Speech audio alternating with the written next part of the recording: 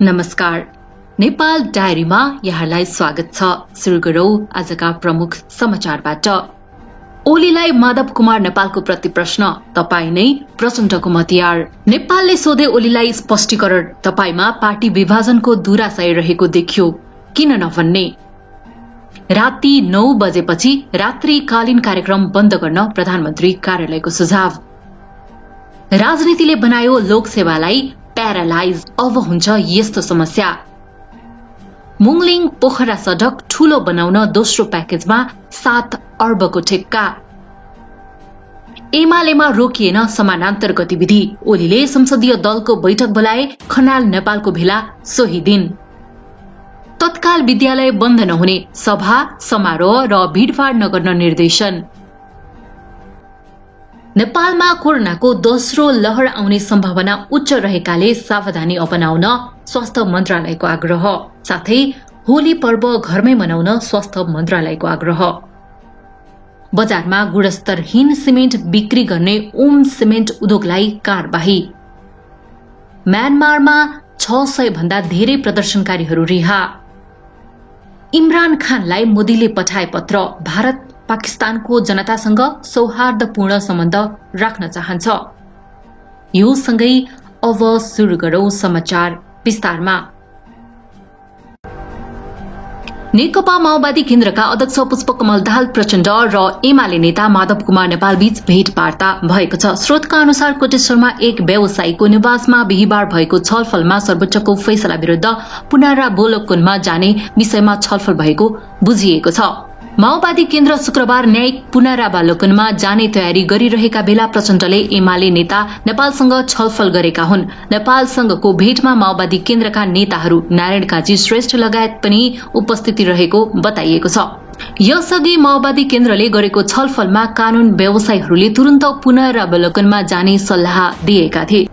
प्रतिनिधि सभा पुनर्स्थापना भएको 1 महिनासम्म पनि केपी शर्मा ओली नेतृत्वको सरकारलाई हटाउन प्रमुख प्रतिपक्ष दल नेपाली कांग्रेसले खासै चासो नदेखाएपछि प्रचण्ड र नेपालले आफ्नो रणनीति परिवर्तन गर्दै पुनरावलोकनमा जाने निष्कर्षमा पुगेको विश्लेषण गरिएको छ। नेता नेपाल एमालेमा रहे पनि उनको नैतिक समर्थनमा प्रचण्ड पुनरावलोकनमा जाने तयारी गरेको बताइएको छ। पुनरावलोकनमा जाने तयारी वरिष्ठ अधिवक्ता शम्भु थापाले गरिरहेको माओवादी नेताहरूले बताएका छन्। नेकपा एमालेका नेता माधव कुमार नेपालले पार्टी अध्यक्ष केपी शर्मा ओलीलाई प्रचण्डको मतियार भएको प्रति आरोप लगाएका छन्। पार्टीले सोधेको स्पष्टीकरणको जवाफ लेख्दै नेता नेपालले ओलीलाई पार्टी एकताले ओलीलाई प्रचण्डको मतियारको रूपमा उभ्याएको बताएका हुन्। नेता नेपालले स्पष्टीकरण पत्र बुझाएको बताएको छ। नेपाल कम्युनिष्ट पार्टीको विधान र नीति विपरीत तपाईहरूले उक्त प्रकार अनाधिकृत गतिविधि गरेकोमा त्यस्ता गलत कार्यलाई रोक्न पार्टीमा संस्थागत रूपमा भएका काम र तपाई स्वयंको हस्ताक्षरमा कार्यकारी अधिकार प्राप्त अर्का अध्यक्ष पुष्पकमल दाहाल प्रचण्ड समेत संलग्न कार्यक्रममा मेरो सहभागितालाई कसैको मतियार भएको देख्नु तपाईहरूको व्यक्तिवादको अभिव्यक्ति मात्र हो भने किन नभन्ने। यदि तपाईहरूले जस्तो दृष्टिकोण राख्ने हो भने पार्टी एकताको पूर्व सन्ध्यादेखि प्रतिनिधि सभा विघटनसम्मको अवधिमा तपाईले पुष्पकमल दाहाल प्रचण्डसँग गर्नुभएका सम्झौता निरन्तर गर्ने गरेको गोप्य बैठक र सहकार्यको आधारमा तपाई नै उहाँको सबभन्दा ठूलो मतियार हो भन्न सकिन्न र, तर यस्तो दृष्टिकोण ममा छैन, उनले भने। नेता माधव कुमार नेपालले अध्यक्ष एवं प्रधानमन्त्री केपी शर्मा ओलीलाई 13 वटा प्रश्न राख्दै विधान उल्लंघनको निष्कर्ष निकाल्दै स्पष्टीकरण पत्र लेखेका छन्। बिहीबार साँझ ओलीलाई पठाएको पत्रमा नेपालले ओलीबाट आफूलाई आएको स्पष्टीकरण पत्र अध्ययन गर्दा स्वयं ओलीले आफूलाई जवाफ दिनुपर्ने आवश्यक रहेकाले स्पष्टीकरण पत्र लेख्नु परेको उल्लेख गरिएको छ। पत्रमा नेपालले ओलीलाई प्रश्न गरेका छन्, केन्द्रीय कमिटिको बैठक विधिवत बोलाई तपाईले छलफल किन गराउनु भएन। यसरी नेकपा एमालेको केन्द्रीय कमिटिको बैठक नबोलाइएबाट सर्वोच्च अदालतको फैसलाको अवज्ञा हुनुका साथै नेपालको कम्युनिष्ट आन्दोलनलाई विभाजित बनाइराख्ने तपाईको गलत मनसाय रहेको किन नभन्ने। नेपालले कार्यकर्ताको पार्टी एक हुनुपर्ने चाहना भए पनि त्यसलाई ओलीले व्यवस्था गरेको पत्रमा उल्लेख गरेका छन्। उनले ओलीलाई प्रश्न गरेका छन्, पार्टीलाई एकताबद्ध रूपमा अगाडि बढाउन गरिएको आग्रहलाई किन अस्वीकार गर्नुभयो? नेपालको ओलीलाई थप प्रश्न छ, फागुन 28 को निर्णय बदर किन चाहनु भएन? त्यसको तात्पर्य तपाईमा पार्टी विभाजनको धुराशय रहेको देखियो किन नभन्ने? नेपालले ओलीलाई फागुन 28 गते प्रधानमन्त्रीको सरकारी निवासमा आफ्ना गुटका मानिसहरूको भेला बोलाई त्यसलाई कथित केन्द्रीय कमिटी बैठकको संज्ञा दिँदै पार्टीको विधान र प्रक्रिया विपरीत 9औं महाधिवेशनबाट निर्वाचित पदाधिकारी र सदस्यहरूको जिम्मेवारी परिवर्तन गर्ने नेकपा एमालेको सदस्य नरहेका 23 जनालाई केन्द्रीय कमिटिको सदस्य मनोनयन गर्ने, पार्टी विधान संशोधन गर्ने जस्ता निर्णय गरिएको भनी सार्वजनिक गरेर पार्टी विधानको ठाडो उल्लंघन गरिँदै पार्टी विभाजनको रेखा कोर्ने आपत्तिजनक काम किन गर्नुभयो भन्ने प्रश्न गरेका छन्। यस्तै नेपालको प्रश्न छ, पार्टी विधान विपरीत गरिएको बैठक अवैध निर्णयहरूको आधारमा नेकपा बारे कुनै पनि सूचना अधावधिक नगरियोस् भनी म समेतले निर्वाचन आयोगमा मिति 2077-12-1 मा निवेदन समेत गरेको तपाईलाई जानकारी छ कि छैन? यस्तै नेपालले ओलीलाई एमालेको 9औं राष्ट्रिय महाधिवेशनद्वारा पारित विधान धारा 13, 14, 43, 58 उल्लंघन गरेको आरोप समेत लगाएका छन्। प्रधानमन्त्री तथा मन्त्री परिषदको कार्यालयले पर्यटन क्षेत्र अन्तर्गत सञ्चालन हुने रात्रिकालीन कार्यक्रम राति 9 बजेपछि बन्द गर्न सुझाव दिएको छ। कोभिड-19 संकट व्यवस्थापन केन्द्र निर्देशक समिति समक्ष मन्त्री परिषदको कार्यालयले यस्तो सुझाव पठाएको हो। पछिल्लो समय भारतमा कोरोना संक्रमण बढ़ेको र डबल म्युटेन्ट समेत शुरू भएको भन्दै सावधानी अपनाउन सरकारले आग्रह गर्दै आएको थियो। मन्त्री परिषद कार्यालयले सम्बन्धित मन्त्रालयहरूलाई प्रस्तावमा स्वास्थ्यका मापदण्ड अनिवार्य रूपमा पालना गराउन समेत सुझाव दिएको छ। यसका साथै रात्रिकालीन व्यवसाय सञ्चालनको व्यवस्थापन र अनुगमनको जिम्मा संस्कृति, पर्यटन तथा नागरिक उड्डयन मन्त्रालयले लिने व्यवस्था गर्न सुझाव दिएको हो। मन्त्री परिषद कार्यालयको सुझाव अनुसार सीसीएमसीले निर्णय गरी पुनः सरकारलाई सिफारिश गर्ने मन्त्री परिषदले निर्णय गरेकोमा यी व्यवस्था लागू हुनेछ। देशभरको कर्मचारी प्रशासनमा सबभन्दा महत्वपूर्ण भूमिका हुन्छ लोक सेवा आयोगको। कर्मचारीको बढुवा नियुक्ति विशेष भूमिका हुने लोक सेवा आयोग अहिले चाहिँ प्यारालाइज अवस्थामा पुगेको छ, अर्थात लोक सेवा अहिले पदाधिकारी विहीन अवस्थामा पुगेको छ। 10 चैत्रमा लोक सेवा आयोगका अध्यक्ष उमेश मैनाली सहित 5 जना पदाधिकारी विदा भए। अन्य 2 पदाधिकारी यस अघि नै उमेर हदका कारण विदा भइसकेका थिए। यी सबै 7 जनाको नियुक्ति 11 चैत 2071 मा भएको थियो। यसको अर्थ हो 6 वर्षपछि अब लोक सेवा पदाधिकारी विहीन भएको छ। फगत कर्मचारी नियुक्ति तथा बढुवासम्मका काम ठप्प भएका छन्। यस अघि नै सूचना निकालिए पनि अब नयाँ पदाधिकारी नियुक्ति नहुँदासम्म कुनै परीक्षा सञ्चालन हुने छैनन्। यसले कर्मचारी प्रशासनमा भ्याकुमको अवस्था सृजना त गर्छ, तर यसको समाधान के भन्ने प्रश्न देखिएको छैन र यसको कारण हो अहिलेको राजनीतिक खिचातानी। राजनीतिक खिचातानीका कारण संवैधानिक परिषदको बैठक अन्यलमा परेको छ। लोक सेवामा अब 5 पदाधिकारी नियुक्ति गर्ने अख्तियारी संवैधानिक परिषदसँग मात्र छ, तर अब संवैधानिक परिषदको बैठक बस्ला वा नबस्ला वा कहिले बस्ला भन्ने अहिलेसम्म कुनै न्यूकोल छैन। एकातिर संवैधानिक परिषदको बैठक अनिश्चित भएको छ भने अर्कोतिर लोक सेवा आयोगले सरकारी कर्मचारीको नियुक्ति सिफारिश गर्ने भएकाले राज्यको प्राय संरचनामा यसको प्रभाव देखिन थालिसकेको छ। यो समस्या थप जटिल हुने सम्भावना बढ्दो छ, किनकि लोक सेवा आयोगका पदाधिकारीको अधिकार वा जिम्मेवारी राज्यका अन्य निकायका पदाधिकारीमा प्रत्यायोजन हुने व्यवस्था छैन। पृथ्वी राजमार्ग अन्तर्गतको मुङलिङ आबु खैरेनी पोखरा सड़क खण्डको स्तरोन्नतिको दोस्रो प्याकेजको ठेक्का चिनिया कम्पनी अनहुङ काइयुआन हाइवे एण्ड ब्रिज कम्पनीले पाएको छ। एसियाली विकास बैंक एडीबी को ऋणमा बन्न लागेको यो सड़कको स्तरोन्नतिको लागि आयोजनाले 7 अर्ब 40 करोड़ 46 लाख रुपैयाँ ठेक्का लगाएको हो। गत वर्ष मंसिर 3 मा सड़क स्तरोन्नतिका लागि सड़क विभागको एडीबी सड़क निर्देशनालयले बोलपत्र आह्वान गरेको थियो। गत वर्ष कार्तिकमा एडीबी को यसका लागि 22 अर्ब रुपैयाँ बराबर ऋण स्वीकृत गरेको थियो। सन् 2025 सम्म निर्माण सम्पन्न हुने लक्ष्य लिएको यो आयोजनामा पोखरादेखि आबु खैरेनीसम्मको 81 किलोमिटर खण्ड 4 लेनमा विस्तार गरिनेछ। सरकारले पनि 5.5 अर्ब लगानी गर्ने यो सड़कको बाँकी 8 किलोमिटर खण्डमा मर्मत हुने बताएको छ। नेपालको मुख्य पर्यटकीय गन्तव्य पोखरा काठमाडौँबाट 200 किलोमिटरको दूरीमा छ। यो खण्डमा दैनिक 7,400 सवारी साधन हिँड्छन्। अहिले यो सड़क साँघुरो तथा गुणस्तर कमजोर हुँदा यातायात सहज छैन। विस्तारित सड़कमा सुरक्षा फीचर्स, चेतावनी लाइट सिस्टम जडान हुने एडीबीले जानकारी गराएको छ। शहरी क्षेत्रमा सड़कमा साइकल लेन, फुटपाथ तथा मोटरसाइकल प्रयोगकर्ताका लागि विशेष पूर्वाधार बनाउने लक्ष्य छ।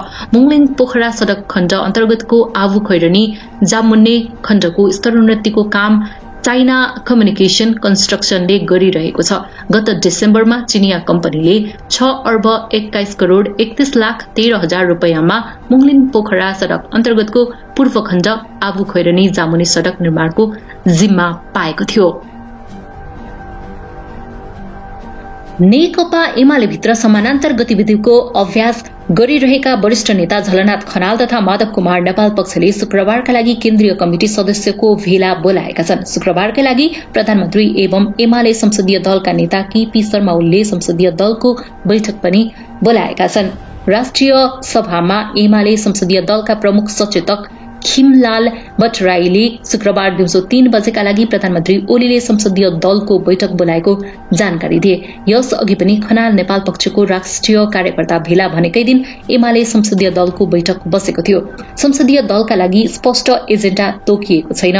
चैत्र 7 गते बसेको संसदीय दलको बैठकले संसदीय दलको विधान संशोधन गर्दै संसदीय बोर्ड गठन गरेको थियो। सोही दिन बसेको केन्द्रीय कमिटी बैठकले पार्टीमा समानान्तर गतिविधि गरेको भन्दै माधव नेपाल, भीम रावल, घनश्याम भूषाल र सुरेन्द्र पाण्डेसँग स्पष्टीकरण सोध्ने निर्णय गरेको थियो। शनिबार बालुवाटारमा बसेको संसदीय दलको बैठक बहिष्कार गरेका खनाल नेपाल समूह शुक्रबारको बैठकमा सहभागी हुने नहुने यकिन भएको छैन। शनिबार बालुवाटारमा संसदीय दलको बैठक बसिरहेको समयमा खनाल नेपाल पक्षका 38 जना संसदले बैठक सिंहदरबारमा राख्नुपर्ने लगायत माग राख्दै ओलीलाई पत्र पठाएका थिए। ललितपुर महानगरपालिका 14 खुमलटार र विशाल चोक स्थित 2वटा ब्याङ्कले एटीएम नफुटाई नगद चोरी गर्न खोजेको अभियोगमा प्रहरीले 1 जनालाई पक्राउ गरेको छ। पक्राउ पर्नेमा ललितपुर च्यासल बस्ने गोरखा सिरानचोक गाउँपालिका 5 घर भएका 30 वर्षीय भेष बहादुर थापा रहेका छन्।